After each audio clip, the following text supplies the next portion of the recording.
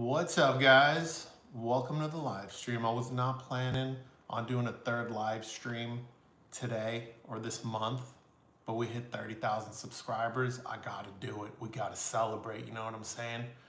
So let me get set up here. Let me get my chat going. Make sure my computer's muted so you don't hear that good double talk.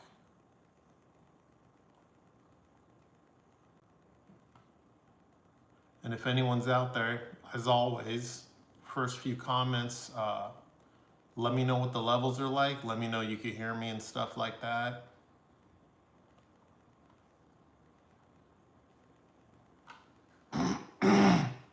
Still getting over this cold a little bit, honestly, so you're gonna hear me cough. Hey, Johnson Robinson Jr., yo, what's up? Happy Sunday fun day. Kristen Ray, what's up, Kristen? Sounds good on my end. Nice, thank you. JR says sounds good too. All right, good to know. Let's get this chat popped out. Cool, let's move this over there. Let's open up a second browser real quick in case I gotta look anything up. Sometimes you guys tell me about speakers or ask me about something I've never heard of. We gotta Google it. All right, guys, we are set up. Ben Gleason, congrats, Nemo. Thank you, Ben. I appreciate you, bro. I appreciate you. You know what? Let me drop a link to this in my Discord, too. Sometimes they don't know this is going on. I don't really market myself too well, guys. It's like not my thing. Let's see, someone else might have put it in there. Nope, no one did. I'll do it. And guys, if you don't know, my Discord is free. The link to my free Discord is in every single video I upload. It's in the description box. It's a chill place. There's not a lot of action in there. It's kind of like a forum, but easygoing. It's easygoing. It's relaxed. There's not a whole lot of chatter. Sometimes hardly anyone saying anything. Sometimes there'll be days hardly any conversation. We speak when there's a purpose, you know. We help each other, and then we go on about our days and such. So it doesn't require a lot of commitment. Billy the Stalker, 30K, congrats. Thank you, bro. Thank you. It's been a long time. I tell you what, Nemo Propaganda has been a slow channel to grow. You know, you got guys that have come in the game way after me, like Randy, the cheap audio man, like Taryn, a British audiophile, and countless others, and they've enjoyed far more success than I have, and I'll admit they do have much better production quality than I do.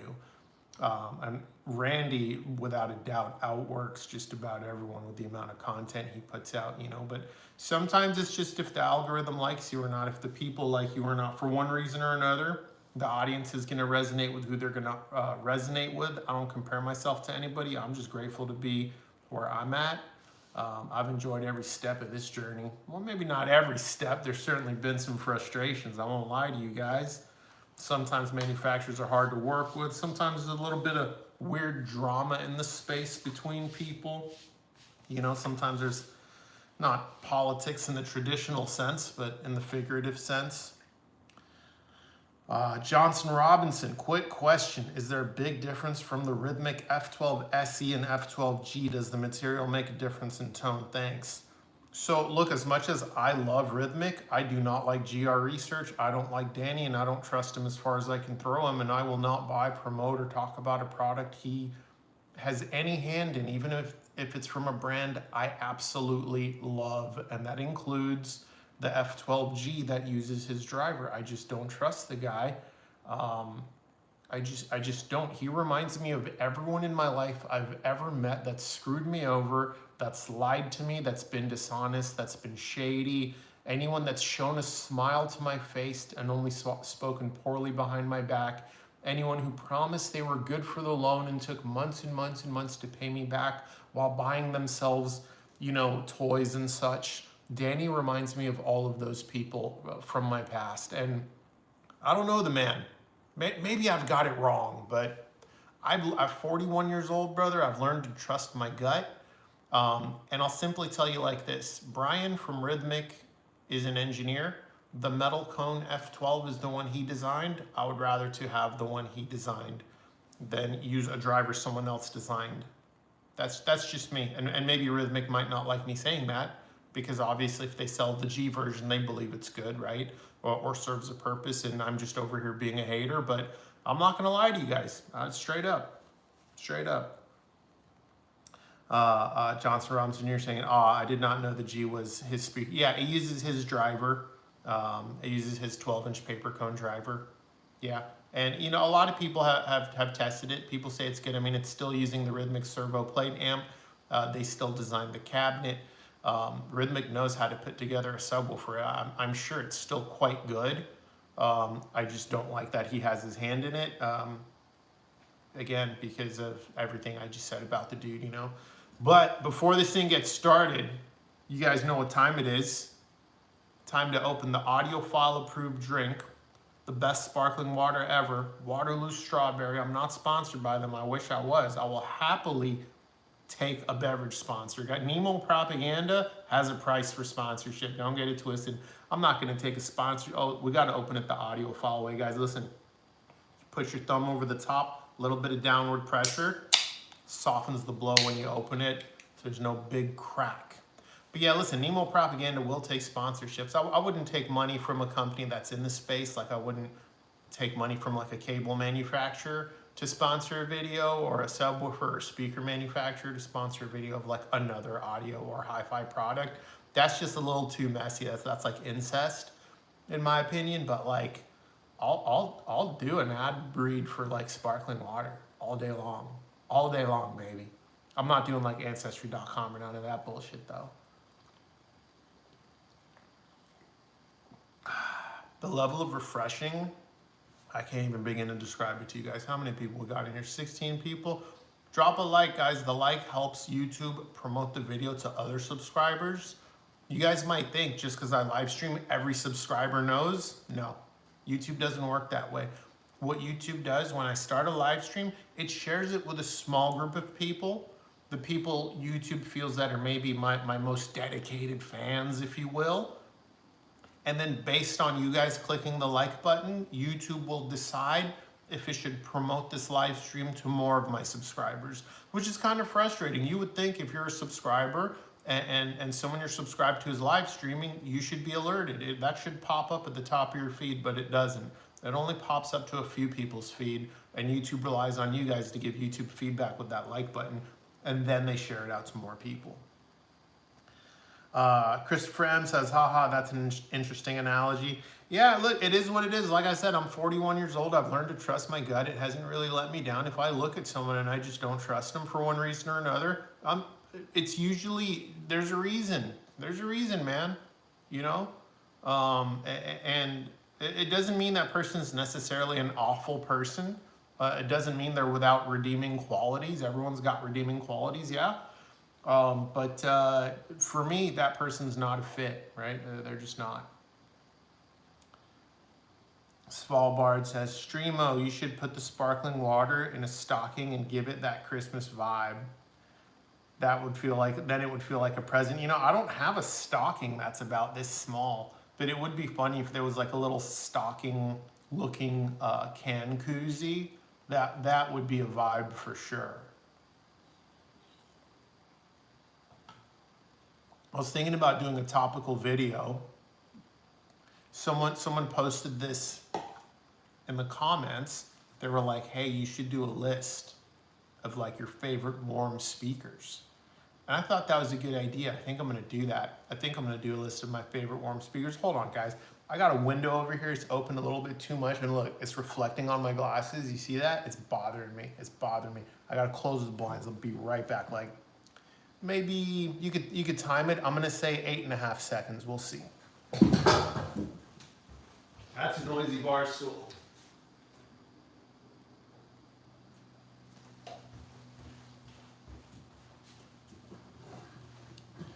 All right, I don't know if anyone timed it, but I think that was like 8.5 seconds. I didn't do a damn thing. Look, you can still see the reflection. Oh well, it is what it is. I ordered a new bar stool, guys. I don't know if I've ever told you what happens to this one. So I weigh about 200 pounds, 205 pounds. I'm not the lightest fella, but I'm certainly not the heaviest. This bar stool, as I sit on it, it slowly goes down. And if you look at some of my other live streams, if I don't make any adjustments, you'll see I'll start kind of high up, and then towards the end I'm a lot lower. It's super annoying.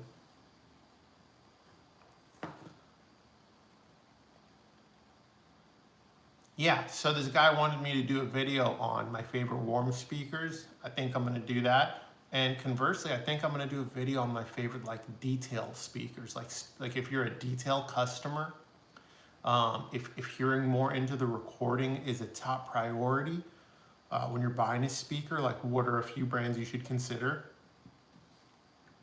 And so I went through like every speaker I ever reviewed, right? And the results are kind of crazy. Look at this. Well, listen to this. You can't see it. I've got 24 speakers on the list of stuff that's more detail focused. It's quite a bit. And only 12 warm speakers. So either I happen to review more detail focused speakers, I don't think I intentionally do, or they're just more popular.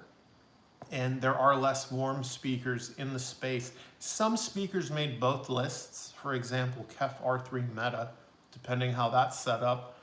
You could have that thing give you a good amount of detail, or you can make it kind of on the warmer side of things and a little tonally rich and such.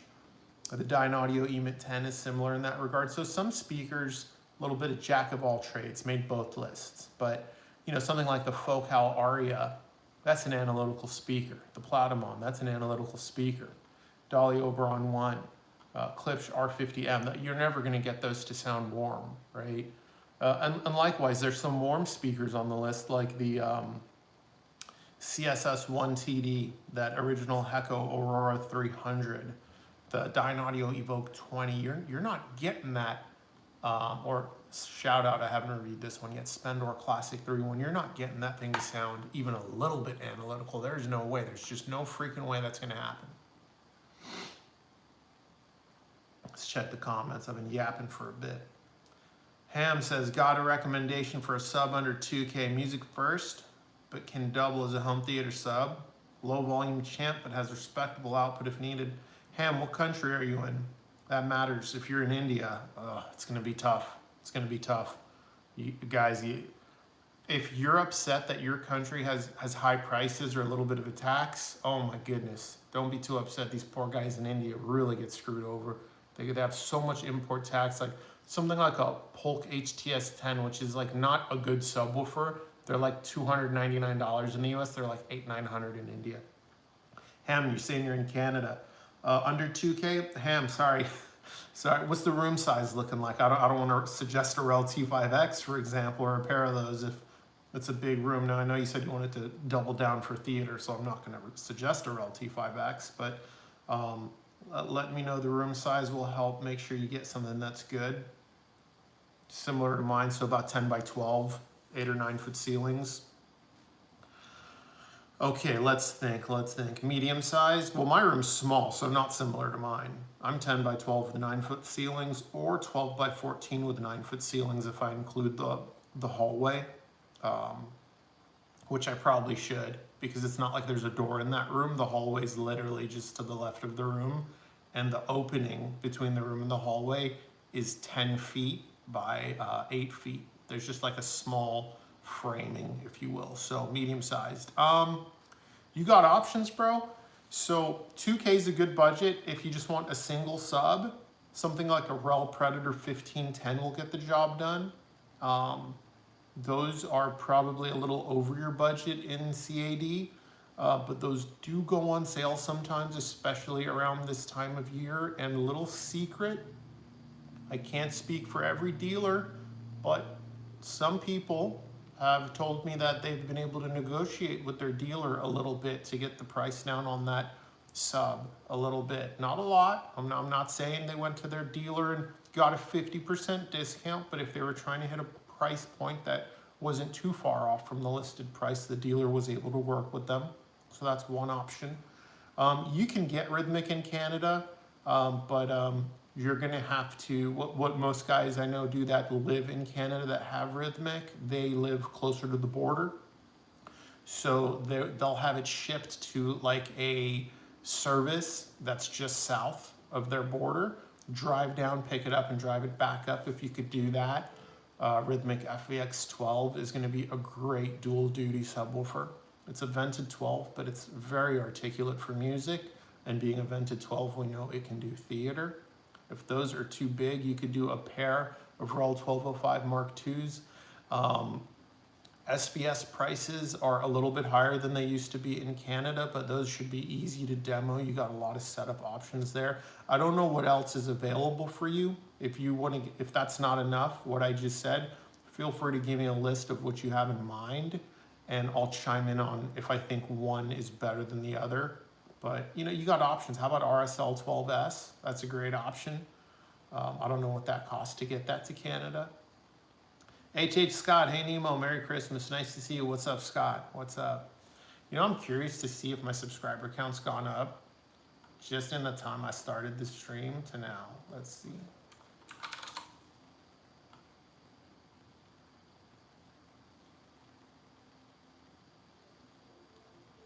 Yeah, getting the right sub can be kind of a daunting task. I get that, guys. But always remember, if you're coming from no subwoofer, a subwoofer is almost always better than no subwoofer.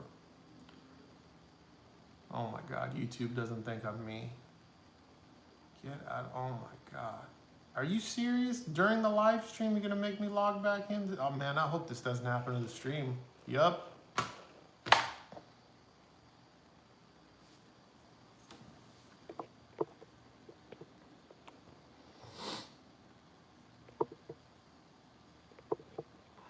Oh my God, I can't believe that. Literally Google did, I don't know if you guys, I'm sure a lot of you guys use Gmail every now and then. It makes you like reconfirm you are who you are. It just did it to me. Literally midstream. Google, you need to relax with all your security settings, man. It's not that deep. I've been logged into this laptop for like ever. Not a different person, same ISP, all that. Yeah, no, we're still at 30,001 subscriber. 30,001. Let's see if I can see who the last two subscribers are. See all subscribers. Date subscribed. No, YouTube runs behind a little bit. So it's only giving me data up until the 18th. It's not giving me info for today. It just doesn't track it live, I guess. Well, the last subscriber it's showing me from December 18th was Chef Boo Boo 88, and then SK9 Wolf 7, and then All Alameter, and then someone that is using, looks like kanji or Chinese for their screen name, so I can't say it. Obviously, it's in another language. All right, let's get that out of here. All right, what do we got for the comments? Ham says, I might do the border thing. I live reasonably close to that, and do that FVX 12 or the RSL 12S. Merry Christmas, homie. Yeah, bro, yeah. I mean, and those are both great. I did a write-up in my Discord about the RSL 12S and FVX 12 if you want to know what that comparison's all about. But in simplest terms, the FVX 12 is the better sounding, more articulate sub. It is. The RSL 12S being a little bit larger, it does sound fairly articulate for the money, and in its own right, its sound quality is quite good. Being larger, it's going to sound more effortless and just have a larger sense of scale overall. That RSL 12S is a big daddy for a vented 12. So you got to just keep that in mind. Larry Seidman says, getting into your subscribers' numbers, the YouTube algorithm, getting their hooks in. I don't know what you mean by that. I don't know what you mean by that. Getting their hooks in. I don't know. I don't think you meant anything bad by it, but I don't know what you meant by it. Guys, I want to know, when you demo equipment, like let's say you buy something that's got an in-home trial, how quickly do you form an opinion? There was a guy on my Discord forming an opinion within like 10 hours. Like a same day. I mean, same day. Like this from like 10 hours from delivery. And I thought that was crazy. Like, shit's not even broken in at that point. You know what I mean? Cobalt says, "Congrats on 30K, man. Question for you. I built out a 6.2 near field for my PC system. Was AVR the right choice for powering it all and sound quality?" It depends, bro. Like, some AVRs are not that good. Some AVRs are really good. And same with stereo amps. Some stereo amps are really good. Some stereo amps aren't, you know. I wouldn't say AVRs as a category have inherently poor sound quality. That's not true. You know, there's there's AVRs that are $12,000, you know. I'd be willing to bet those sound pretty damn good. And then there's some inexpensive AVRs that, you know, they're not resolution monsters per se, or nor do they have a lot of power, but you know, they sound respectable for the price category they're in. While like dedicated stereo amps tend to be viewed as higher performing, and sometimes they are, oftentimes the dedicated stereo amp will have more honest power. Like something like an Emotiva TA1, around $500, will have more honest wattage than a $500 AVR, because Emotiva rates that 8 ohm wattage, usually wideband 20 hertz to 20 kilohertz, while it does seem most AVR manufacturers are rating, at least their inexpensive stuff, 40 hertz to 20 kilohertz, allowing them to publish a higher wattage spec. But something like the Yamaha RS202, that's an inexpensive stereo amp by a major company. They're like $189. It's a warmer sounding amp. It doesn't have a lot of resolution or power, but I think it sounds quite good for the money. Sorry guys, you're gonna hear a few of those during the stream. Nemo Propaganda is still dealing with all the congestion from being sick a few weeks ago.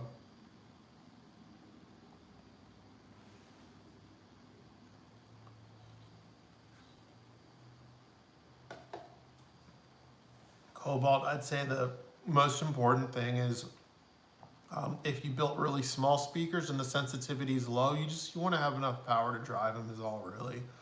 But with a computer and near field, you have a lot of DSP options to get that sound dialed into something you like. And I mean, hell, you built them, dude. I mean, just enjoy them. I wouldn't worry about it too much.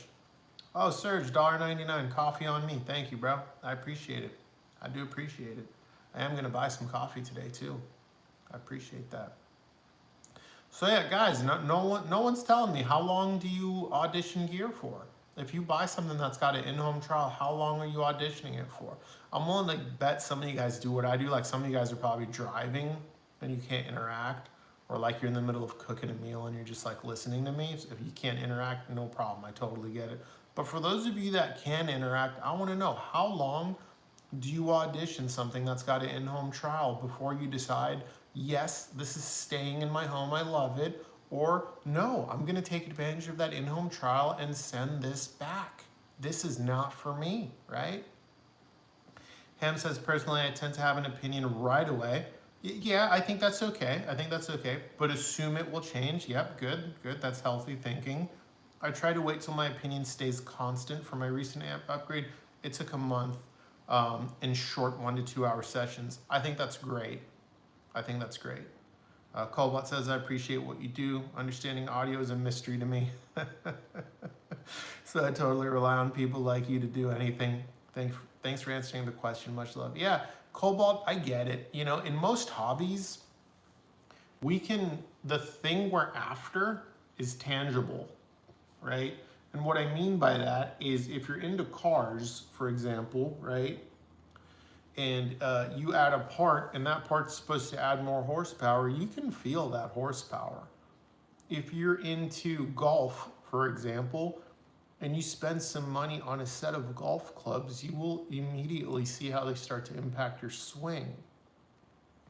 Almost every hobby, the result is tangible. In hi-fi, it's not, because you can't see sound. You can't touch sound. It's one of the only hobbies that you only experience with your ears and nothing else. Now, don't get me wrong, to some degree, we listen with our eyes as much as we do with our ears. You know, some people say a room that's bright will have the speakers sound more lively, and a room that's dimly lit will have the speaker sounding a little bit more romantic. And there is a psychological aspect to the hobby, and I could see that happening, and I do believe in that. But yeah, this is tough. This stuff is not easy. And then there's a lot of deceptive marketing that happens, right? Subwoofers, for example, you guys would not believe how many people compare subwoofers based on wattage, right? And they think a sub with 1,000 watts is equal to another sub with 1,000 watts, regardless of physical size. And that's just not true. That is not true, not even a little bit.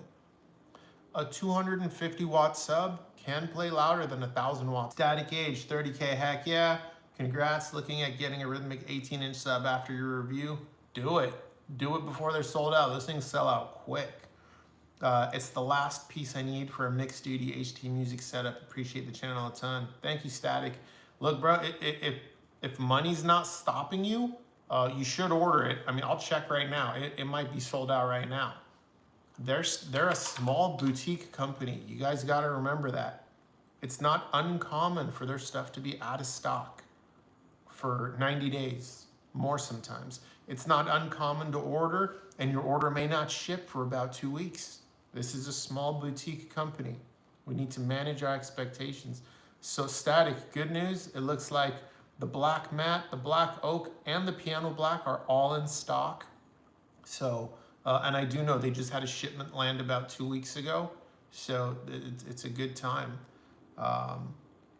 So Static Age, by the way, thank you for the super chat. I go in order kind of no matter what. I'm gonna get to that though. Thank you. I appreciate the $4.99 and Surge too. Thank you. I can get a really nice coffee now.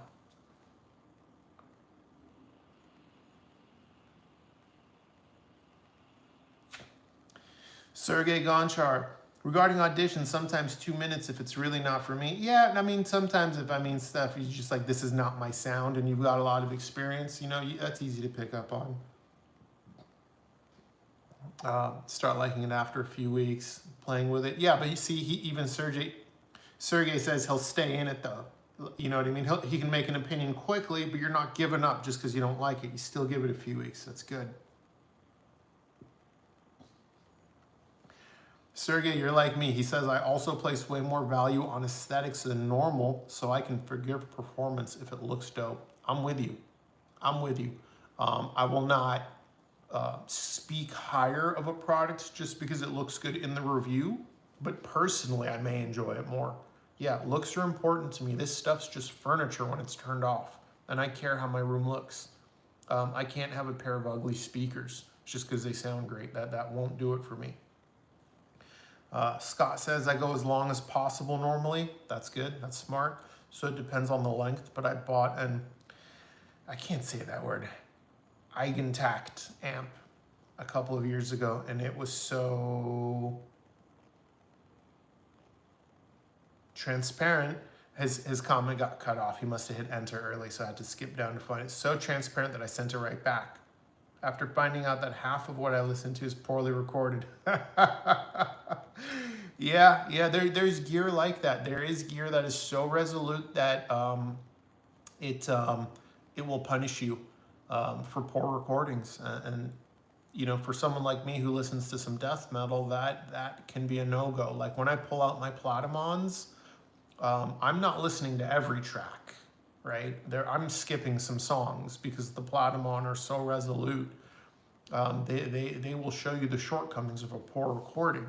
But the flip side of that is they will reward you in spades when you feed them a good high quality track. All right, where did I leave off?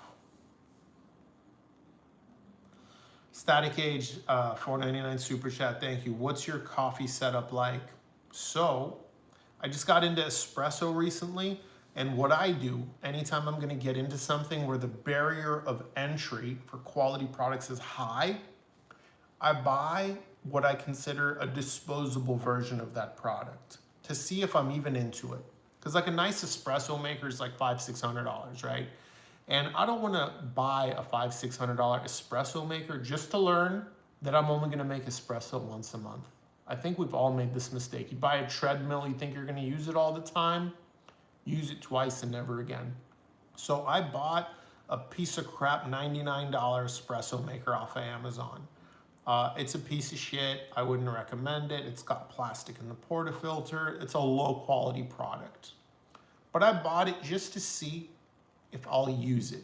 And I've been using it every weekend for about 2 months now. That tells me espresso is totally something I'm into, and I am now good to upgrade to like a $500-600 espresso machine, which I will do in the near future. The one I have right now, I'm a little scared the damn thing's gonna give me cancer with all the plastic parts it's got, honestly. Just being so new to espresso, I haven't found a good espresso bean yet, but fun fact, Andrew Robinson I saw in, I can't remember if it was a live stream or on Instagram, I think it was a live stream, he mentioned that he was super into coffee, so I shot him a text, I'm like, hey, you got a recommendation on a good espresso bean? And he sent me one, so I'm gonna order that and try that. But yeah, I've been doing espresso. Before that, I was making my own cold brew. Super easy, love making my own cold brew. Before that, I was doing pour over. That's really good.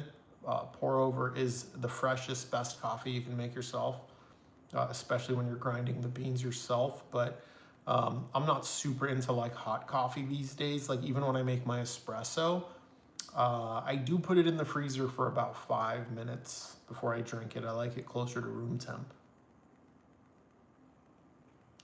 Cobalt says, I also got to say I love your rhythmic reviews. I bought the FEX12 a couple months ago, and it should arrive sometime after January. I can't freaking wait to hear it. Cobalt, that's a great sub. That is one of my favorite subs of all time.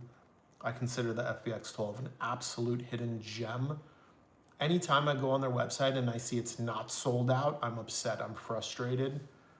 I wish I could review that again so that it can get the attention it deserves, because a lot of people gloss over that one.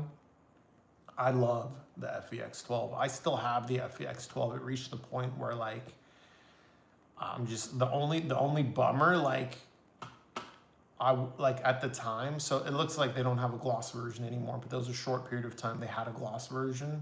I wish I had that one, but they don't anymore. But yeah, it does look like they are back ordered until late January. I'd say do yourself a favor, bro. Just assume you won't have it until the end of February. Just do yourself that favor. Assume you won't have it until the end of February, maybe early March. Again, boutique company. It is what it is. And one of the reasons boutique companies struggle to keep products in stock, it's not cash flow necessarily. When you're a smaller company, the suppliers dick you around a little bit. That's real. You get dicked around by the suppliers, right? So like, let's say for example, the cabinets made in Asia, right? The cabinet supplier is going to dick them around because their orders aren't that big. They're not going to give them priority. They're going to do a good job. They're going to build them properly, sure. You know, rhythmic quality is excellent, but they're not going to give them priority if they've got another customer who's ordering, say, 10,000 cabinets or 5,000 cabinets, if Rhythmic's ordering 2,500 cabinets, for example. That's just how manufacturing works, guys. I work in manufacturing myself. I've been big broed like that by manufacturers. I'm like, yo, like, well, where's our stuff? Like, what's going on? And in so many words, they're like, hey, listen, like, you're nowhere near our biggest customer. Shut your mouth and wait your turn. Like, that's real.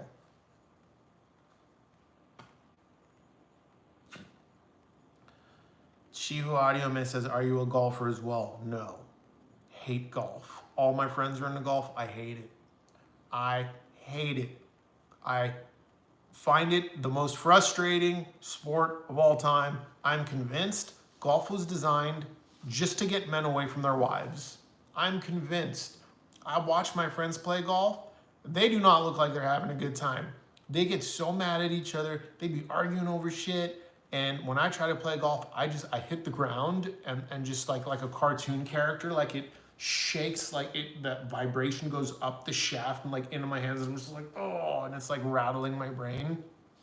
I'm terrible at it. I'm absolutely terrible.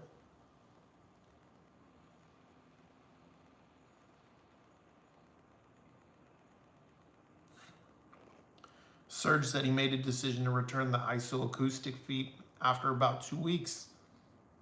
I have the Stack Audio Ava 70 in, and it's been about a week, and I know I'm keeping those. I think 2 weeks is fair. Yeah. And guys, feel free to drop it in the chat. Let us know what are some products that you tried for in-home trial, and either it was a hit or it was a miss, you know? And if it's a miss, tell us why, give some context so it helps the next guy. Because the thing you dislike might be the thing someone else likes. So don't just say it was bad, right? Tell us just why it didn't agree with you. What else? Where did I leave off? Sergey says, life is too short for ugly speakers. I 100% agree with you, bro. I 100% agree. Richard McCoy, congrats on hitting 30K, brother. I'm heading out soon. You got any plans to review more streamers? I'm curious about the new Revo Plus versus a hot-rodded Node as just a streamer. No, I don't like reviewing streamers. I hate it. I hate reviewing streamers. Power amps and streamers, nope, don't want to do it at all. Don't want to go down that rabbit hole. Sorry, Mike. Don't want to go down that rabbit hole. I know more expensive streamers sound better. I know that. The countless subscribers have told me, man, I thought this stuff was snake oil. I finally bit the bullet and bought like one of those $3,000 Airlax or Arenders or one of the other ones, and they're like, dude, I cannot believe how good my music sounds. I cannot believe it. Because it's just ones and zeros. And this is even guys using an external DAC. I don't want to review expensive streamers. I just don't. Sorry.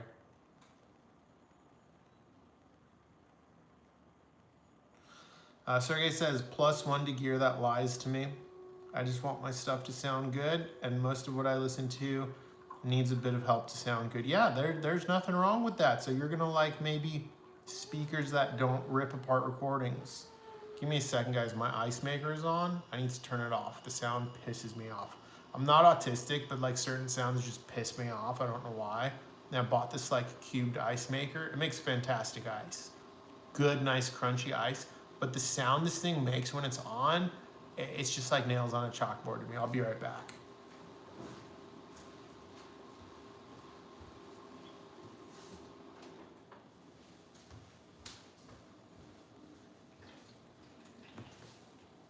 Ice maker has been silenced. Still making noise until it finally shuts down. I hate that thing. It looks really nice, and just the quality of ice is great, but I'll be like watching a TV show and it like snaps on and it's like super loud, and I'm just like, dude, who the hell designed this thing? I mean, it was cheap though, I shouldn't complain. Again, if you're tuning in late, if anyone knows anyone at Waterloo, I will accept a sponsorship from the, I will do an ad read for Waterloo. I will do that.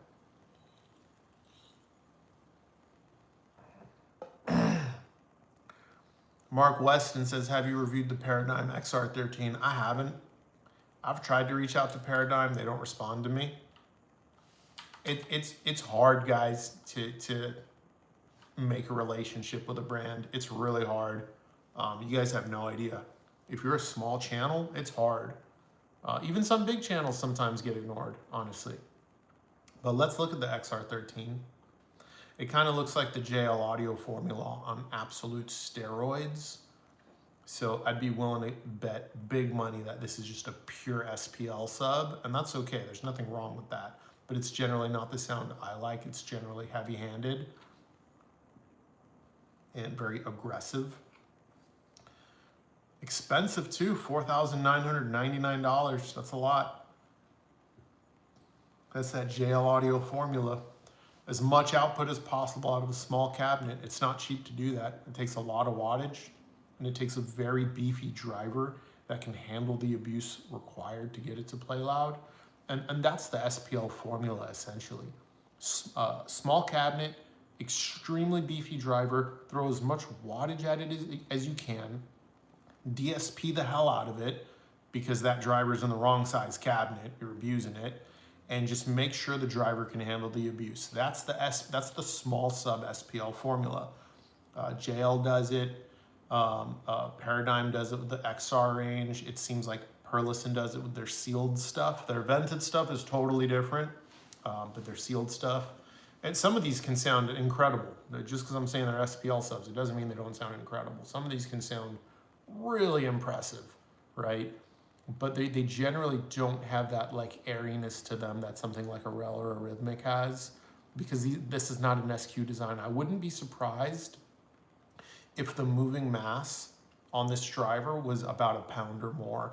And those of you that know your Thiel small parameters understand a pound for the MMS spec is insane. It's insane because the voice coil needs to be like extremely heavy duty. Being sealed, it's not uncommon to even add extra winds to the voice coil than are actually needed so that the voice coil can serve almost as a heat sink, because there's no way to cool the motor section in a sealed sub. It just has to be able to take the heat and take the abuse and take the punishment. So overbuilding the voice coil with extra winds turns it almost into a heat sink. And that raises the moving mass quite a bit. It's kind of like how I think BMW did this with the V10 M5. So it passed emissions, right? But BMW made it so that when it got a little hot, it dumped a ton of extra fuel to cool the cylinders. And when it did that, it did not pass emissions. But emissions testing were usually done when motors were not too warm, so they were able to pass. But then when like the world governments found out about that, they were like, we don't like you, BMW. But it was smart of them. But no, sorry, Mark, I have not reviewed the Paradigm XR13. I'm not opposed to it. I'd probably do the smaller one, the XR11, but some companies just don't want to work with me. Siphonics, happy 30K, congrats, thank you, bro. Neil Caffrey, congratulations, Nemo, you deserve it. See you in the Discord. Thank you, Neil, I appreciate it. I wouldn't say I deserve it. No one deserves anything, you know what I'm saying? But I appreciate it. Mark says, for room considerations, I plan to mix the Paradigm XR13 and KEF KC92. Why? Why? Why would you do that? Stacked subs to even up. No, don't do that. Do not do that. No. The Paradigm XR13 is going to have way more output capability and extension than the KC92. You're going to be limiting the XR13. You're going to be introducing unnecessary complexity. Those subs both have DSP. They have different DSP, so they're going to have slightly different group delay. I strongly don't recommend, I recommend you do not do that, bro. I'd say if you already have a KC92, just add a second KC92 if you want more. If you want the XR13, I suggest you sell your KC92, which command a fair price on the used market, and use that money to fund the XR13. I don't recommend blending those two, especially if it's in a theater setting. I don't recommend that unless you really have some way of, no, it's not gonna be consistent either way, because the KC92 uses an active DSP. So at some volumes, at a certain volume, you might be able to get them to blend. But when big peaks happen, they're not going to blend anymore, because the KC92 is going to roll off the low frequencies to give you more output, while the XR13 is going to remain more linear. So depending on the volume, it's going to sound like you have dual subs. Then other times, it's going to sound like the XR13 is doing more of the work. I totally do not recommend that, bro. But it's your hobby. It's your room, and it's your money. So if you're married to the idea, do what you want to do. Have the experience. Sometimes the experience is worth it, even if it doesn't work.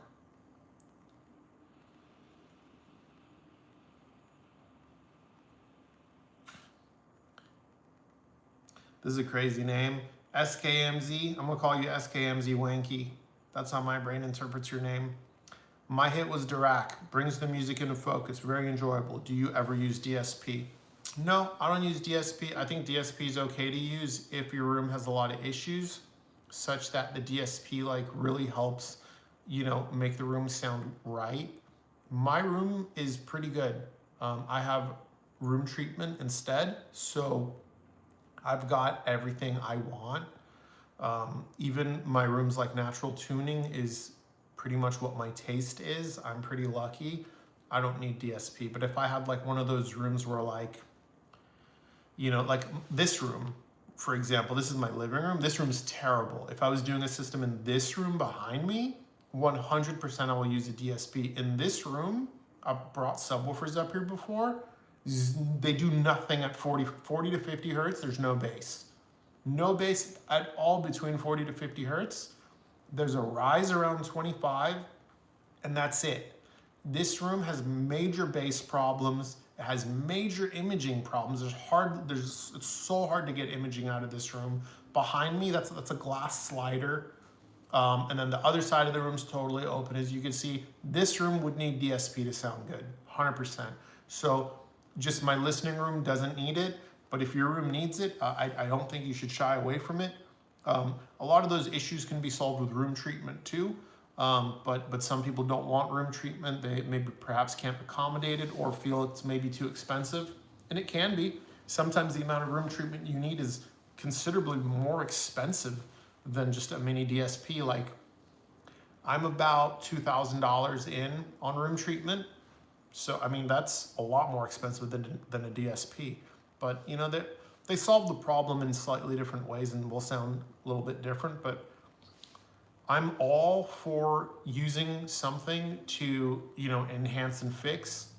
The only time I don't like DSP is when it's being used like in an OCD way, where you're just constantly tinkering, constantly messing with it, constantly tweaking everything. Or the people that use DSP because they think the product isn't good. Oh, the product's bad, I need to fix it with DSP. No, the product is the product. The product is what it was supposed to be. Now, you want to change it, that's okay. That's okay. But the product's not bad.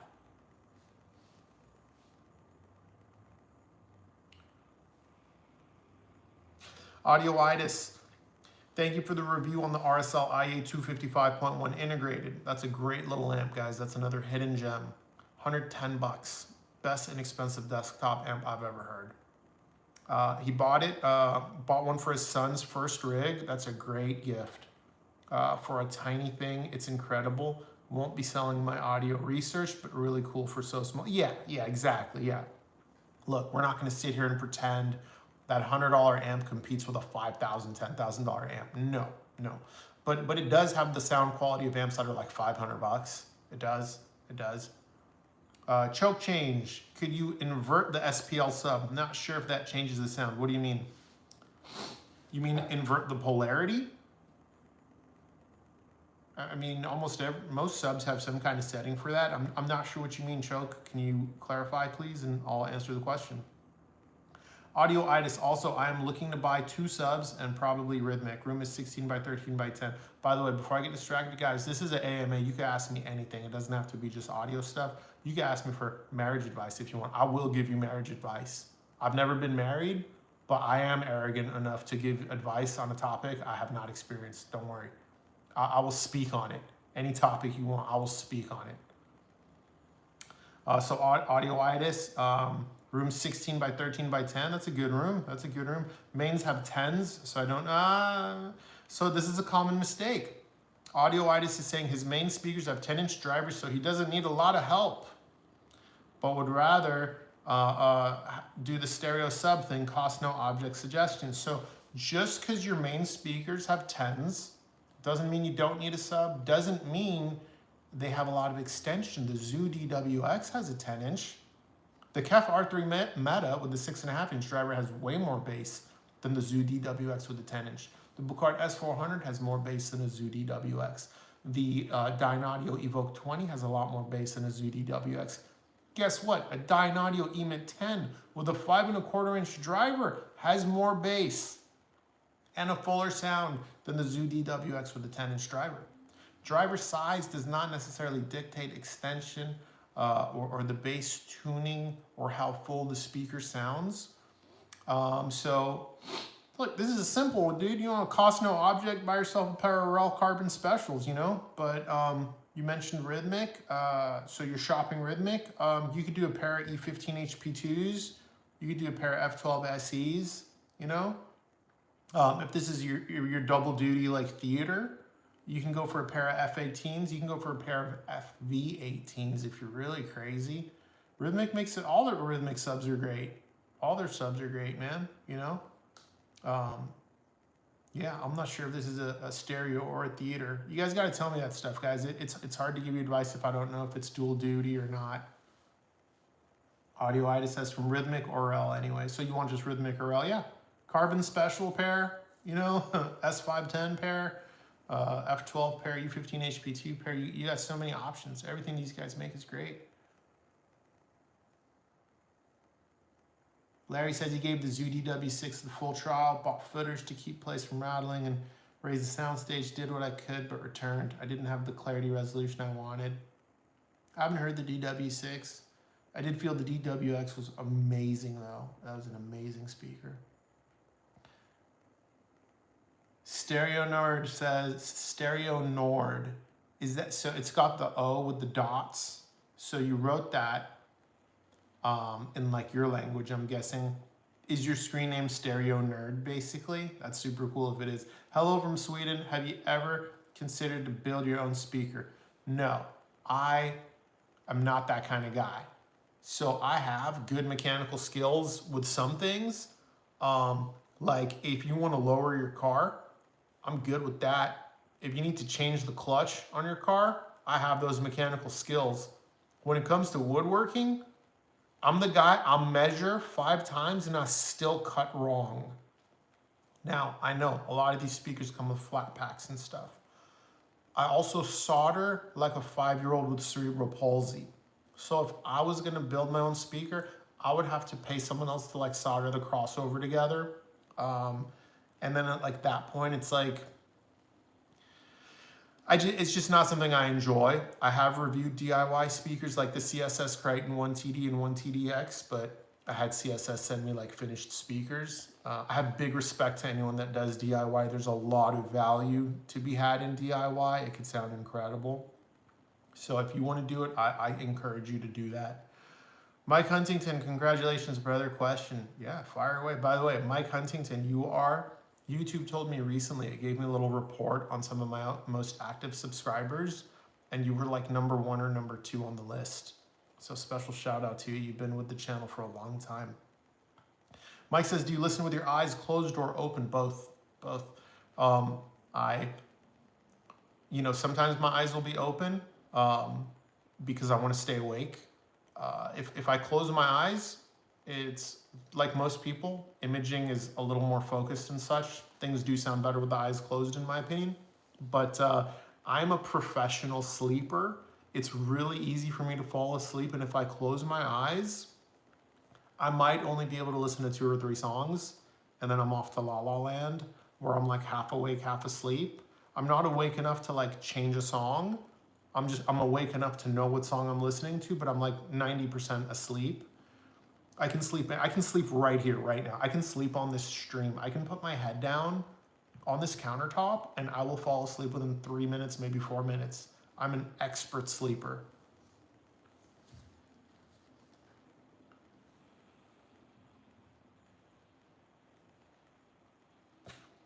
Oh, choke change, you're asking if you can like put the motor section facing outwards on the SPL sub.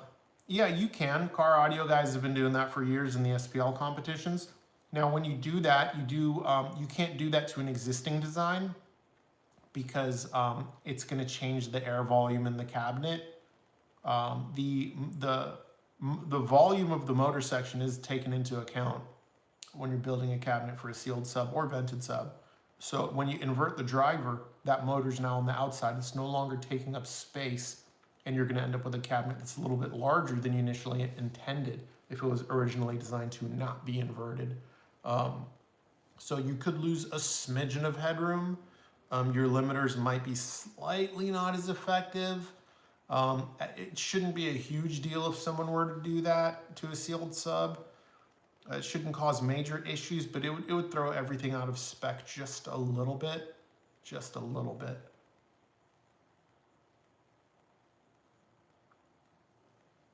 Russell says, Header said 30K subs, and I thought, no way does he have 30,000 subwoofers. Russell, my brain makes that mistake sometimes too. It does. I'm picking up what you're putting down. SKM, $4.99 super chat. Thank you, bro. Thank you. I appreciate you. Cobalt says, how come you haven't been married? LOL. My life is good, bro. Like, this is the best way I could describe it, because I get this question like sometimes from like my family members or my friends and shit. This is what I tell them. Like, if you're married, like, this is the same as me asking you why you're not single. You might say something like, what do you mean? Like, this is like, I love my wife. I love waking up next to her, or, you know, like things like that. Like, you're going to describe the aspects of being married that you enjoy, right? And you might say something like, I can't imagine like waking up in an empty bed or not having her. Well, my life's like that. It's just the opposite.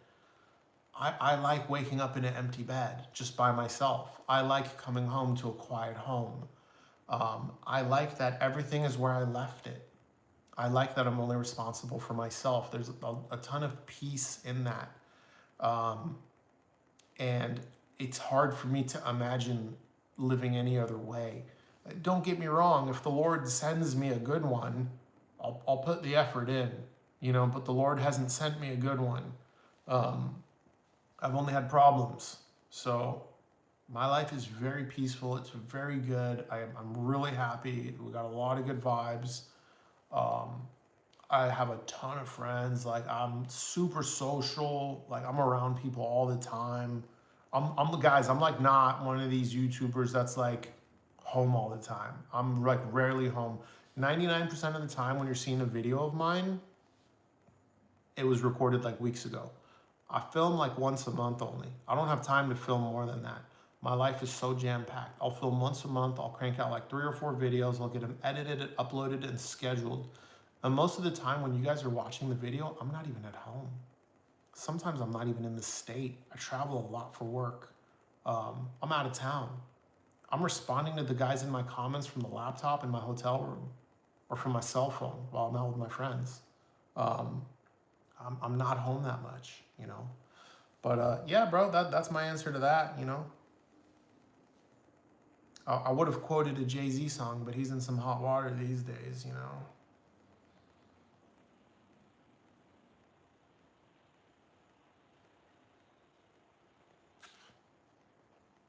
It hits differently. Going into my 7th year of marriage, what are some recommendations to add some excitement and avoid fatigue? So that's actually a great question. Fun fact, when you've been doing something for more than 5 years, whether it's a job, a relationship, a car, a home, things start to feel stale after about the 5-year mark. That's pretty normal. So first step is just understanding that how you might feel that lack of gratitude is a little bit normal. It's a normal human experience, and it's your job to change that, to fix that. Always court her. Never stop courting her. Never stop telling her she's beautiful. Never stop telling her you love her. You always have to be dating. That's what I've seen in the relationships my friends have that are absolutely winning. The ones that are the happiest. The ones that say, I can't live without her, and they absolutely mean the hell out of it. You know? Random gifts. Don't wait for Christmas or Valentine's Day for a gift. Don't wait for that. Buy a random gift. Pay attention to what she says. Women, oftentimes, they share vocally, right? They're very vocal. So in that way, they kind of make it easy. It's just a mistake a lot of men make, myself included. We tune out. Try not to tune out. Agreement goes a long way, right? Disagreement is the antithesis or opposite of agreement. If there's too much disagreement in the marriage, that's not good. And don't let yourself become roommates. Don't let yourself become roommates. Now, there's other stuff I could probably comment on, but the YouTube algorithm would not like that, so I'll say this. If you eat the same bowl of spicy ramen every day, this is not about ramen, just so we're clear. But if you eat the same bowl of spicy ramen every day, at first it's going to seem very spicy. But after a while, it will not seem so spicy. You will adapt to it. You catch my drift? You're going to have to step up that level of spice. Or sometimes no spice. You're going to have to mix it up a little bit to keep the heat. I think you catch my drift. That's my advice. But for the most part, I have a feeling you're doing pretty well. But definitely, random gifts. Random gifts are a great way to show hey, I was thinking about you, you know? I was thinking about you. Like, I just bought my buddy a knife for the kitchen. It's a very unique kind of knife. He mentioned he liked this thing 4 years ago. 4 years ago, guys. 4 years ago. And I just bought him one, and he looked at me like, holy shit. Like, he smiled from ear to ear. And we're just bros. That's just like man to man. Just, that's my buddy, you know? And gifts don't have to be grand or expensive. This knife I bought my buddy, it was $37. It wasn't very expensive. It was just one of those things. It was a stupid thing that he wouldn't buy himself. So I got it for him, and he was super happy. Where did we leave off? She says, that's why they allow booze on the golf course. Huh? Yeah, dude, yeah. I get it. Dodd PR says, what is your opinion on BMWs? I'm trying to decide between a 4 or 6-cylinder 3 Series. So Dodd, very important question. Before I answer this question, very important to know. Do you live in one of these countries where there's a liter tax, where there's a tax on engine size? Well, basically what I'm asking, Dodd, is there a substantial price difference, right? Because there's some countries where that inline 6 is like double the price, right? So that's important context. Or are you in, more like the USA, or, a country where like, no, I mean, the inline 6 cost a little more, but, just maybe $3K more. It's not like double the price. Let me know, and I'll definitely be more than happy to answer that question. I love cars, and I'm always happy to chat about cars.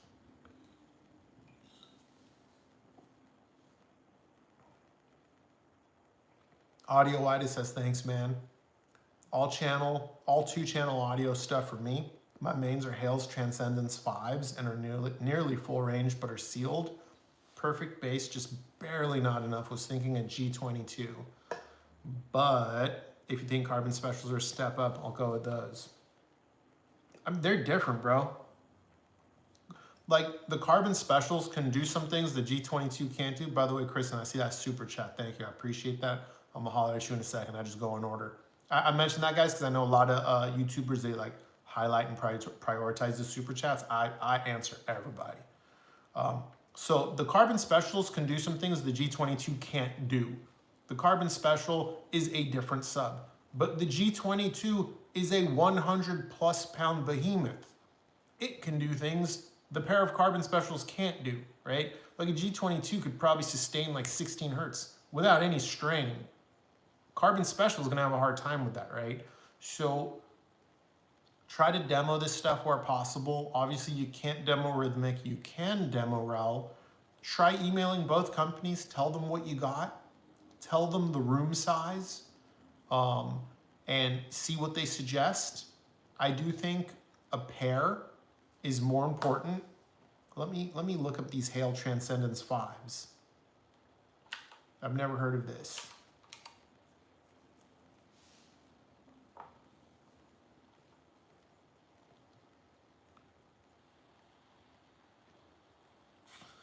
Found an article from Stereophile from 2005.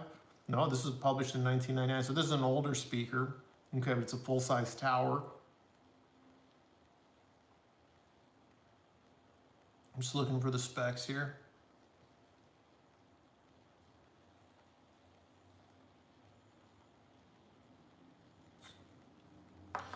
So, I mean, this was a speaker that they sold for $6,000 back in 1999 for the pair. So, I mean, this wasn't like a cheap speaker. 3-way dynamic sealed box, tuned to 29 hertz.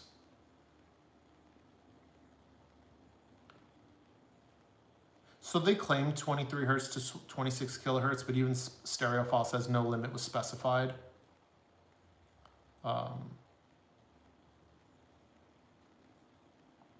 Yeah. I'm guessing you want more of a sense of scale and a little more extension. And like I'm just not familiar with those speakers. Like maybe a pair of 10-inch Rel T9Xs is all you need. Maybe a pair of Rel S510s will do it. Rhythmic F12s, E15 HP2s. Like it just depends like how much you're trying to add, right?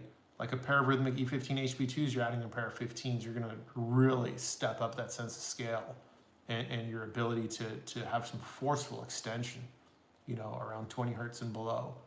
The carbons can do that too, but the beauty in the carbons is going to be more like the level of detail and nuance they give you in the transients around, like, say, 30 to 40 hertz, kind of in there. And they can get down to 20 hertz, don't get me wrong, but not like a 100-pound rhythmic G22 or a 15-inch rhythmic, right?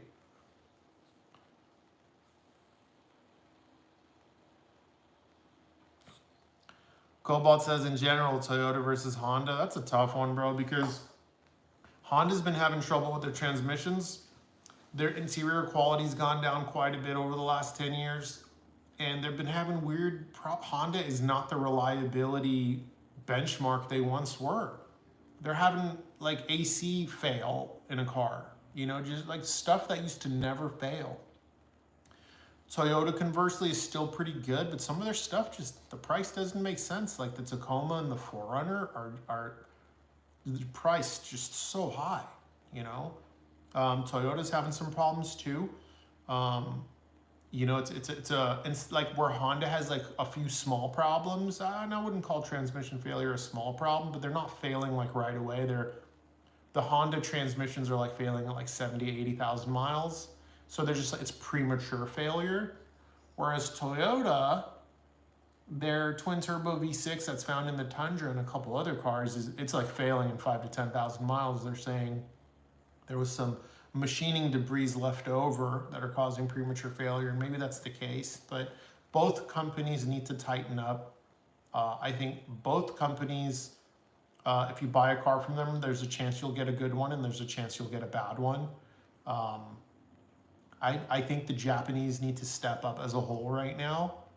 I think actually Mazda is doing a great job right now of the Japanese brands. If I was going to get into like a Japanese SUV right now, I would only be looking at Mazda. If I wanted to get into a Japanese, more like sport-oriented vehicle, I'd probably have my eye on the Civic Type R. And if it was just like more of a family sedan, the Toyota Camry is still kind of like the benchmark there. But there's just no excitement. So I think I might go more towards the Honda Accord and get the turbo engine. At least Hondas have some excitement. Most Toyotas are absolutely boring to drive, in my opinion. But I think Mazda is really on the cutting edge right now for the Japanese. Nissan, they're about to go become bankrupt. Honda and Nissan might merge, it seems like. Mitsubishi, what happened? Mitsubishi, where'd you go? You brought us the Evo in 2003 to the US. Fantastic car, sold like crazy. Everybody loved it. What happened, Mitsubishi? Where did you go? You had the Eclipse, people loved it. You had a couple winners, and then you started making crap, Mitsubishi, really, that's a disappointing story, right? The same with Nissan. Nissan can't give us a good car to save their life. They've been riding the coattails of the GTR for like 15 years now. Give us something else. Add something to the portfolio. Give us another sports car. At least, Toyota, Subaru, they have the 8.6 or BRZ. Well, what does Nissan have besides the GTR that is priced out of reach of most people? I'm sorry. A $150,000 Nissan is just not at the top of a lot of people's list. It's just not, man. It's not. And it's a cool car, but like a GTR is like a Japanese Hellcat.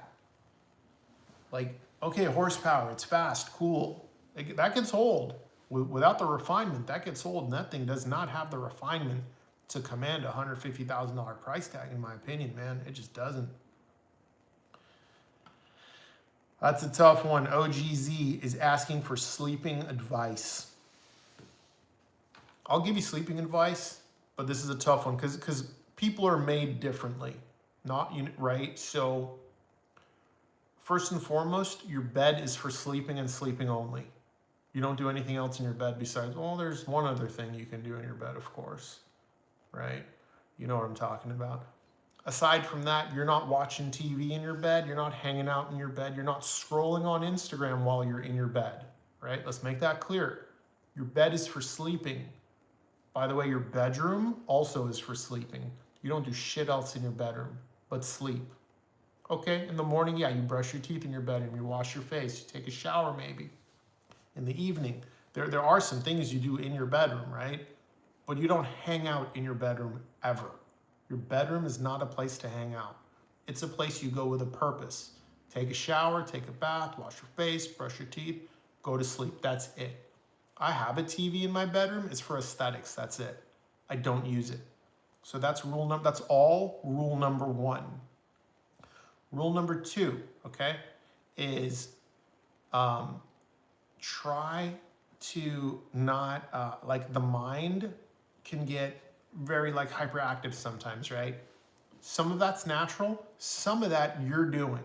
And what I mean by you're doing is I've learned for me, and this might sound ridiculous to some people, I can't have caffeine after 1 p.m. If I have even a can of Coca-Cola after 1 p.m., it messes with my sleep. Something about caffeine, like most of it gets out of my system. Like by no means does a can of Coca-Cola wake me up.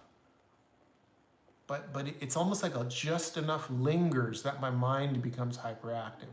So no caffeine past 1 o'clock, past 12 o'clock if possible even. And then try to be more zen. Try not to regret. Try not to overthink. You know, when you're overthinking or worrying, you know what you're basically doing? It means you think, if I think about this problem enough, I'll solve the problem.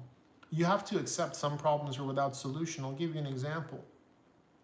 Let's say you're married, you have children, one of your children is 16, 17 years old, and let's say he's a drug addict, for example. That's a terrible thing. There is no amount of thinking that can solve that problem. Or perhaps you come down with testicular cancer or something. There's no amount of thinking that can solve that problem. There just isn't. And I don't mean to get religious or anything like that, but I do believe in God, and I've found that helps too when I'm overthinking too much. If you do believe in God, sometimes you got to just give it to God. If there's a lot on your mind, give it to Him. He will deal with it. He will help you with that, right? That's my advice on sleep. I hope that helps, you know.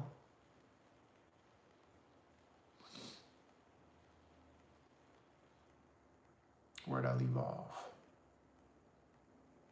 Choke says, spirited thoughts about optimizing based in audio, car or home, car versus home versus pro. Let me come back to that. Kristen Ray, my Rel T9X seems to sound best centered between the mains. I think my room is not the best. There's nothing wrong with that, Kristen. There's nothing wrong. You know, look, just because everyone puts their sub either in the corner or next to their speakers, that doesn't mean it's right for every room. Some rooms sound great with the sub in the middle. What's wrong with that? I see no problem with that. If it sounds great there, then that's where it goes. Now, unless if you're like, I don't like it there, I get that. Andrew Robinson just reviewed the SVS SB17. And one of the things he mentioned a couple of times is that, he loves, you know, the result of the subwoofer, and he just wishes he didn't have to look at it. He wishes it wasn't there physically. And I get that. I totally understand that. But the sub likes what the sub likes in the room, and the room's going to do what the room's going to do. If center placement looks good, then rock center placement. That's fine. So back to choke change. Spirited thoughts about optimizing bass and audio. Car versus home versus pro. So first of all, I don't do pro audio. I don't talk about pro audio. That's a whole other category I am just not into. Their subwoofers fucking suck for the most part. They're about getting loud, not getting low. They're the opposite of what most of us want. A lot of pro audio subs, even ones that are like $1,000 or $1,500 or $2,000, do not do much below 40 hertz. They're designed to play really loud at 40 hertz and then have a subsonic filter around like 35. So they just play really loud for like outdoor sound reinforcement. I'm not into that. They're also ugly as hell. They're really big. They're really heavy. Not my thing. As far as like optimizing bass, I mean, like in a car, like, you're not gonna like this, but like the car matters the most. Like a hatchback or an SUV is or like anything with an open trunk is always gonna sound better than something with a closed trunk. Having a good cabinet in car audio is really important. I see way too many people put money into a nice driver and then buy the $70, $50 subwoofer box. That's just, you don't even know the internal volume of it. It's just whatever the stereo store had on the sales floor. You don't know what the port tuning is. You don't know shit about this cabinet. You just shove the driver in this cabinet. That's terrible. Every subwoofer I've done in my car, I've designed the cabinet and had someone else build it. So I'm building a cabinet that the driver wants. The tuning frequency that makes sense that I want and that the driver will agree with. So in car audio, cabinet is probably the most important thing. In home audio, placement and setup are the two most important things.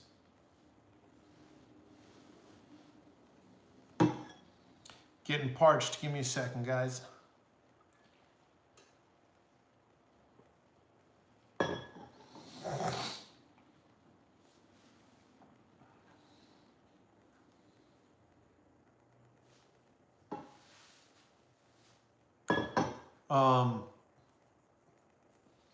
Sergey says knives and sharpening is another hobby. Rabbit hole that can be quite endless. Also fun, full of elitists, but also rewarding. Yeah, I love having a nice high quality knife, but I cannot sharpen a knife to save my life. I've tried everything.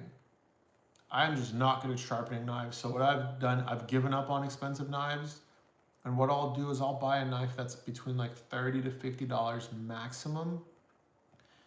I'll try to use the honing rod to keep it honed, but once it like really loses its edge, like I just gotta throw it away. It doesn't matter what the steel is. It could be D2, could be VG10, doesn't matter. Like I can't sharpen a knife to save my life. I just can't. Dodd PR says, I'm in Germany. The 4-cylinder is 40K, the 6-cylinder is about 50K. Same specs as far as I know, just different engines. I'm concerned about reliability with those 4-cylinder engines. Yeah, like the inline 6 is known to be like fairly like reliable. It's won awards as one of the best inline 6s, you know? I'm an enthusiast. I will always go for like the inline 6 over the 4-cylinder turbo. The inline 6-cylinder turbo is just what I would choose. I always want the bigger, more powerful engine. I mean, I drive a car with a twin turbo V8, you know? I'd go with the inline 6 if the 10K isn't a big deal. But if it's not, those 4-cylinders are good.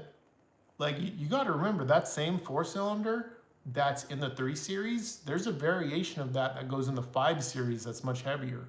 And those are not known to have much problems. It might be underpowered in a 5 Series, but they're not really known to have much problems. The 4-cylinder turbo engines have been, I mean, there's a lot of R&D behind those. They're just not very powerful. And I wouldn't be happy with the amount of power, personally. At the same time, though, it's like, sometimes you get a bad one. Like, that happens. That happens, and sometimes you get a good one. That's a thing.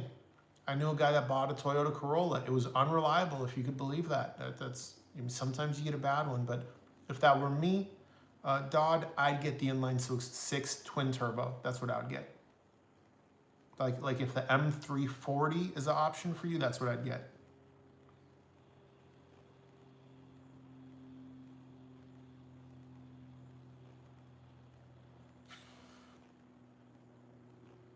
Just browsing, are there any speakers or speaker traits that you recommend for lower quality recordings like some 90s rock for a cheaper second system, for example?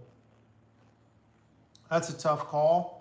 That's tough. Let me look through my list real quick, see if anything comes to mind or jumps out to me. I don't know what you mean by budget. You know, to some people, budget means $2,500.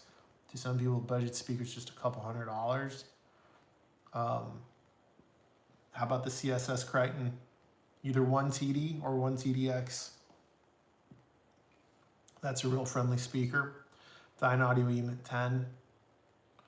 That's a real friendly speaker. Polk Reserve. Any of the Polk Reserve. What? It just went black and came back? Am I still live? Guys, drop something in the chat. That was so weird. Did it glitch on your end, guys? It glitched on my end. My screen just went black and the timer stopped, but it's going again now. Oh, I think the chat crashed. Yeah, give me a second, guys, to okay, I see it on the screen. You're good, you're good. Thank you, guys. Give me a second. Let me X out of the chat and reload it. This is a thing that's been happening to a lot of YouTubers. One of my favorite YouTubers is Eric Landon. He does a lot of video game reviews, right? And he bought a new laptop right around this time this glitch started. And he's like, dude, I'm sorry, guys. Ever since I bought my new laptop, I love this laptop, but like it glitches so much. The chat keeps crashing for me. And I DM'd him and I was like, hey, bro, it's not your laptop. It's a problem with the YouTube live stream. It's been happening. It happened to Andrew Robinson on one of his streams. I was watching it and his screen kept going black on his end too. I believe he experienced the chat box crash. All right, let's get back to it. So speaker traits, yeah, I think I answered that question, you know. Feliciano, what's up, dude? He says, I hate UPS right now. I'm getting impatient on the delivery of my subwoofer. Hey, bro, it's the holidays. You know, shipping is going to be slower during the holidays. It is what it is, bro. But I get what you mean, you know. When we're all waiting for our hi-fi mail, it is easy to get impatient, bro. I get it. Saying I was supposed to receive my subwoofer on Friday and there's a delay. Might get it tomorrow. Yeah, I get it, bro. Sergey, regarding advice on anything, how do I get rid of tinnitus? I can give you advice, but it's not going to be the advice you want.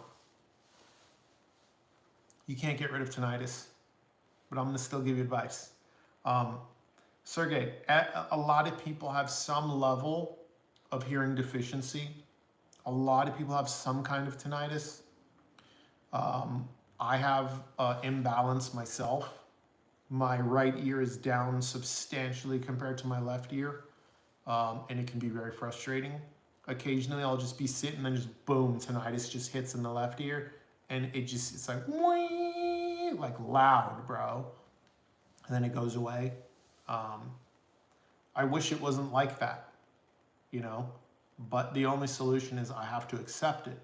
I have to be grateful for what I do have. I've got my 10 fingers, my 10 toes. I'm relatively healthy and I have to be grateful for that. No one has perfect hearing. No one has perfect vision. I wish I didn't need to wear glasses. God made me how he made me with my imperfections. All humans are imperfect. And tinnitus is just one of your imperfections you got to embrace and tell yourself it's okay. It's okay. Think about all the guys that can barely hear, guys that were in the military, guys that went to a bunch of Grateful Dead concerts or the Doors back in the day that were just completely blown out their hearing. A lot of people deal with this, and you can totally still enjoy the hobby. Don't let it bother you. It is what it is, brother. No big deal. Like, that's your only choice. It's your only choice. Just accept it, let it go. Now, if it's affecting your sleep, because you can hear it in a dead quiet room, leaving a fan on or falling asleep to some like ambient music, that can help quite a bit. Usually if the ear has something else to pick up on, you can't really hear the tinnitus. So I hope that helps, bro.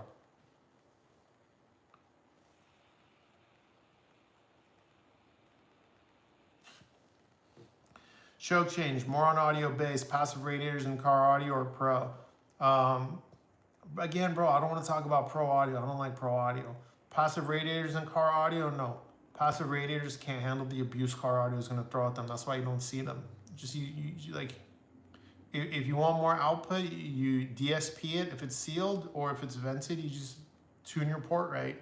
You don't need passive radiators in car audio. The whole point of passive radiator, guys, is to make a subwoofer that has the inherent benefits of a vented subwoofer in a smaller package. That's the whole point of a passive radiator.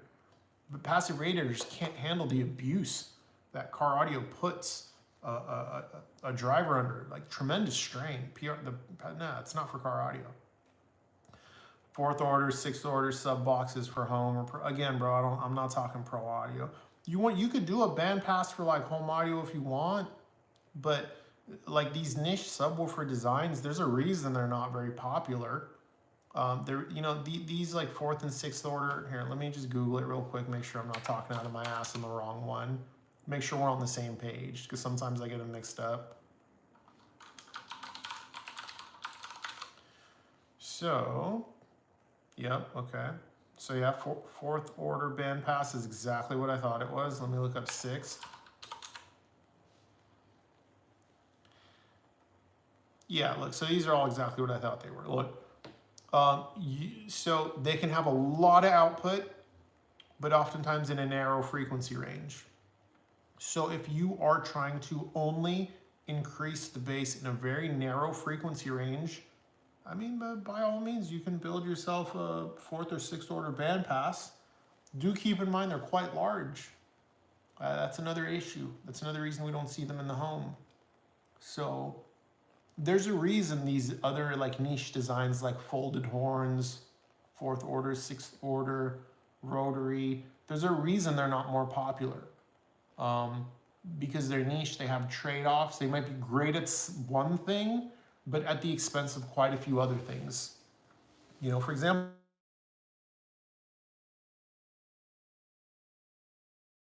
like a home sub with like 1,000 watts on it. They're so efficient. They're also the size of refrigerators. Like, they also have ridiculous group delay, like insane group delay, right?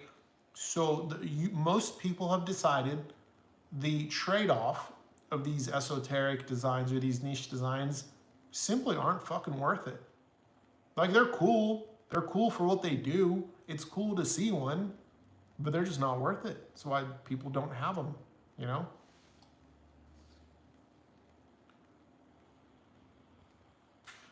Ancient Aliens, yo, what's up, dude? Suat says, sup, homie?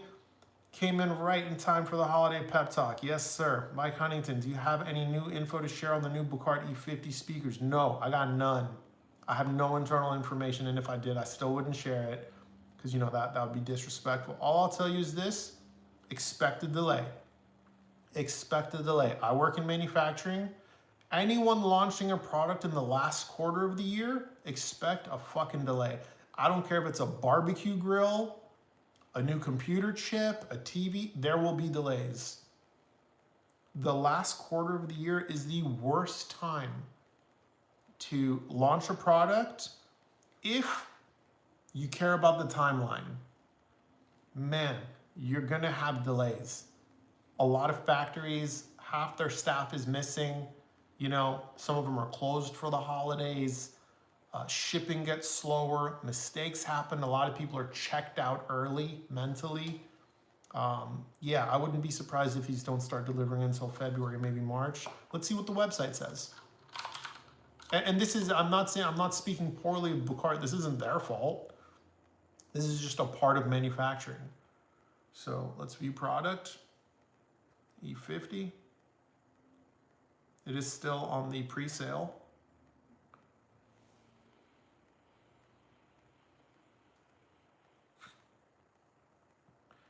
All pre-orders expected to be shipped during February.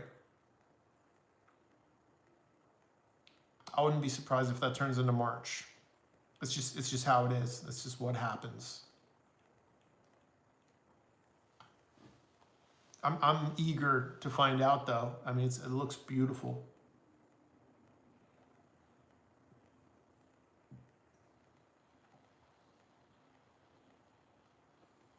People talking to each other. Rock and roll. So, how we doing? Merry Christmas. Merry Christmas, bro. Static Age says, oh, hi. Suat says, you're live. Thank you. Oh, this is you guys letting me know I'm good. Mid-fi guy. Thank you, bro. Static Age. No glitch on your end. Cool, cool, cool. All right. Kristen saying it's been seamless. 500K. Your tinnitus will get better. Trust me. Take a while, but it will. Yeah, if it's a recent injury, I do know a lot of people that it does settle, you know? So it's like any other injury. Like if you stub your toe, it's not going to hurt forever, you know?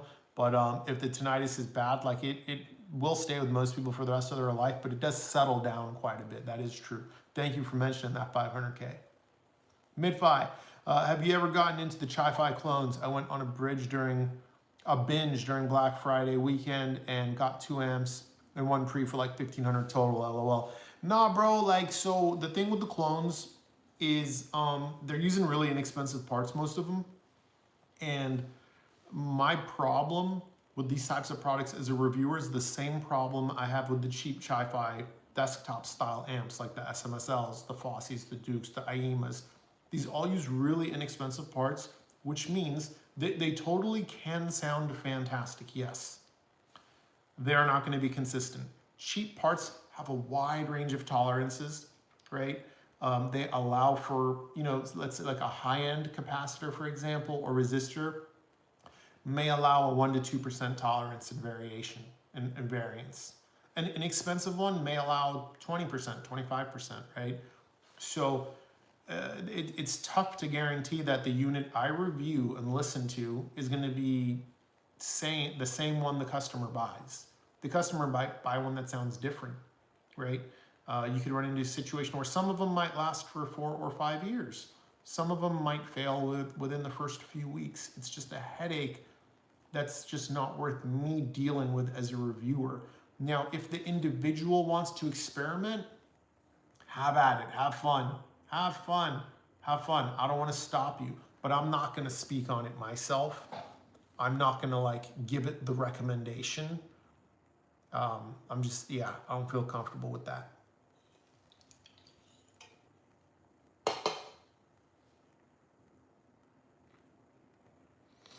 Ancient Aliens, a lot of the Chinese clones aren't really clones.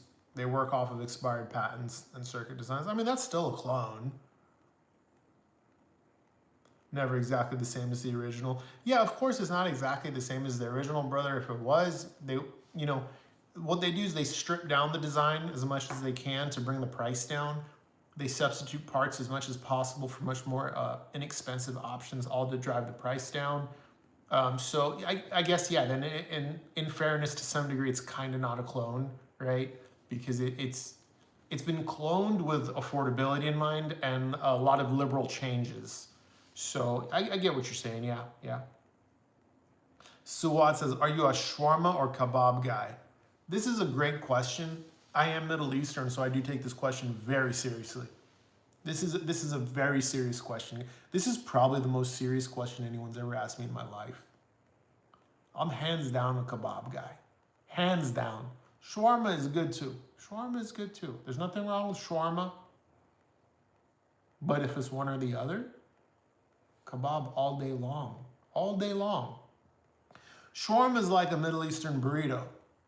It's cool. It's convenient. It's got a lot going on.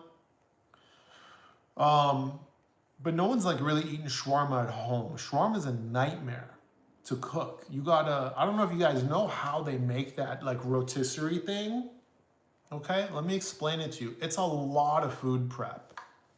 They get like a ton of meat, right? That's thinly sliced and seasoned up. And then there's like this big like metal spike and they just start layering it, like 100 layers or more of really thin sliced meat over and over and over until it forms the stack. And then they put it in the rotisserie and it just, and they shave off the edges as they cook and get a little char on them. That's not really like a cook it at home thing.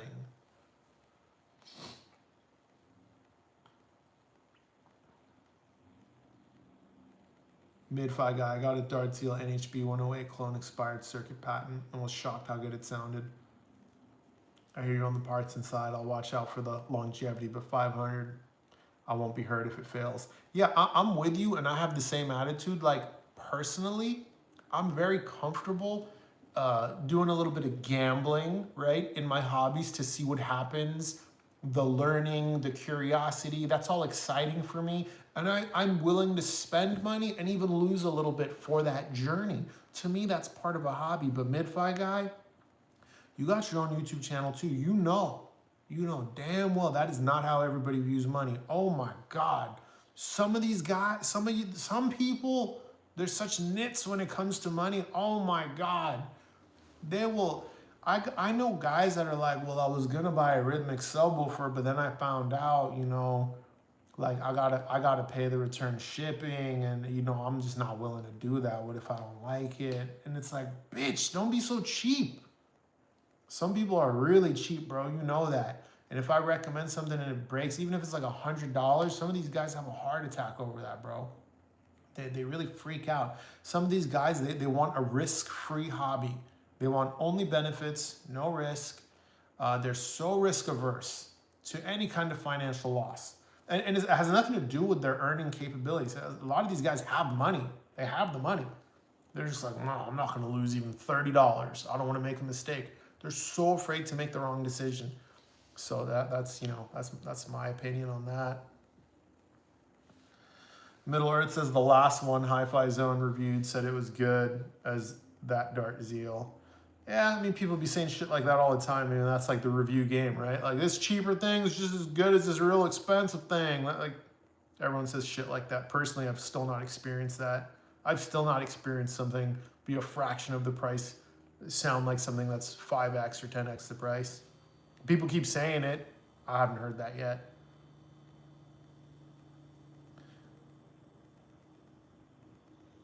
Mid-Fi Guy says, I like how you called out that guy who was shit talking on your comments. Yeah, dude, I get stuff like that all the time. Like I'll review something and say it's good, and people will be like, how much were you paid to say that? Like, bro, like, some of you guys really think a major brand is gonna pay a little shit channel like mine to say something? Like, you think these people that own these channels will even give me a penny? Guys, there's been times I've told these manufacturers, like, hey, I like this product, what's my price? And they only offer me like 5% discount. I'm like, 5%? That's it? That's all you're willing to do for me? Like, fuck you. Most of these brands, like, if you ask them for money, like, they don't even like respond. You know what I mean? I don't know that like as a fact because I've never asked anyone for money, but that's what I've been told. Like, a big problem in the YouTube hi-fi is these brands they'll happily give money to like Stereophile or like other media outlets to like review a product, but they think YouTube reviews should be free. I do reviews for free because my channel is just a hobby. I have a career. Like, I'm not really super interested in monetizing this, but for the guys that this is their career, that's fucked up. That is fucked up if a brand expects them to review the shit for free. You know, like, it's obvious my channel is a side hobby. Like, I film on an iPhone, man. And then, you know, guys that take it more seriously, like Andrew or Jay, like, I don't know how much their cameras cost, but I know they cost more than my iPhone. Like, they got to put food on the table. If these manufacturers want them to review something, like, they should be compensated somehow. I don't know what that looks like. I'm not in the habit of counting people's money, so I don't know what that looks like, but...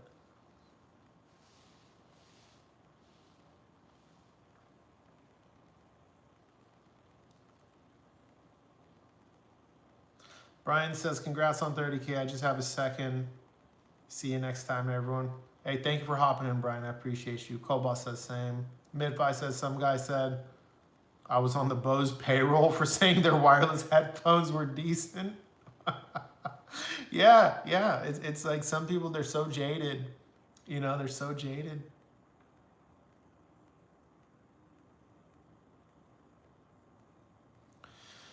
Sergey says, regarding sharpening, get a Tormatech T1. That's a great angle guide, pretty small, and never look back. Never worry about the expensive knives.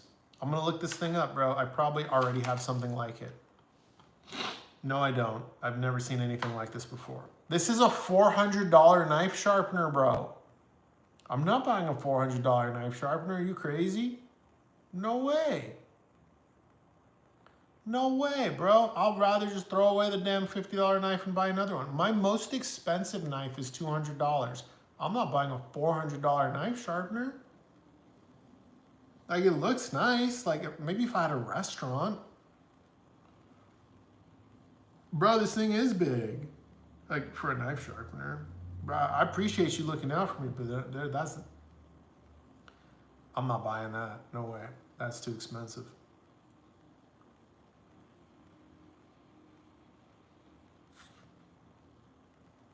Static H says he figured out how to get his wife into hi-fi.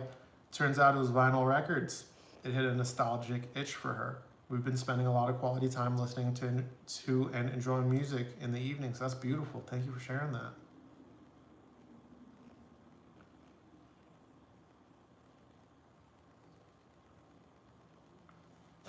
Sergey, I understand. There's some things I'll spend money on, no problem. Cost no object. And there's other things I just won't. I just won't. And this is one of those. All right, guys, we are at the 99-minute mark. So it's about 1 hour and 40 minutes. I usually call it a stream around 2 hours, 2 hours and 10 minutes, but this is my 3rd stream for the month. So if you got those burning desires, ask them. But I did notice about 5 minutes ago the chat started slowing down a little bit, and I don't overstay my welcome, guys. I don't overstay my welcome. If you're here for the engagement, let's engage. If not, it's no problem. We did have a lot of questions. We did have a lot of questions already, so it's no big deal. 3 streams in December is a lot, you know. I usually do 1.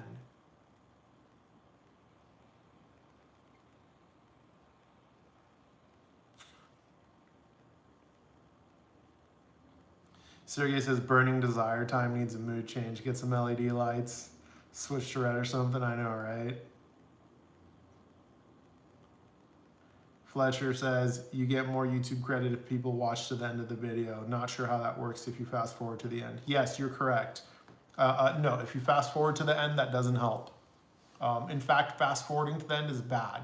Fast forwarding through the video tells YouTube that you don't like what you're seeing. Like so much so that you're like, let me move to see if there's a better part. Just naturally letting the video play the whole way through is the best thing you could do to help the channel. Yeah. All right, guys, I feel like it's been, let me look at the timer. It's been 1.5 minutes since I said any burning desires. There haven't been any questions. There's no burning desires, which is good, because if you've got a burning anything, you should see a doctor, you know what I'm saying? But look, that's a stream for 2024. Enjoy your Christmas, guys. Enjoy your New Year's. Be safe on the road, okay? Don't drink and drive, like for real. Just call a fucking Uber. They're cheap, you know? What else? Don't argue with your family about worldly events at the Christmas dinner. You know what I'm saying? That's just not good. That's not good. Oh, now the comments are coming in. Well, it's just people saying, Scott says, have a great holiday. Thank you, bro. Cajo just joined. Saw your review on the Galleon. Anything better for the money? Galleon with the amp?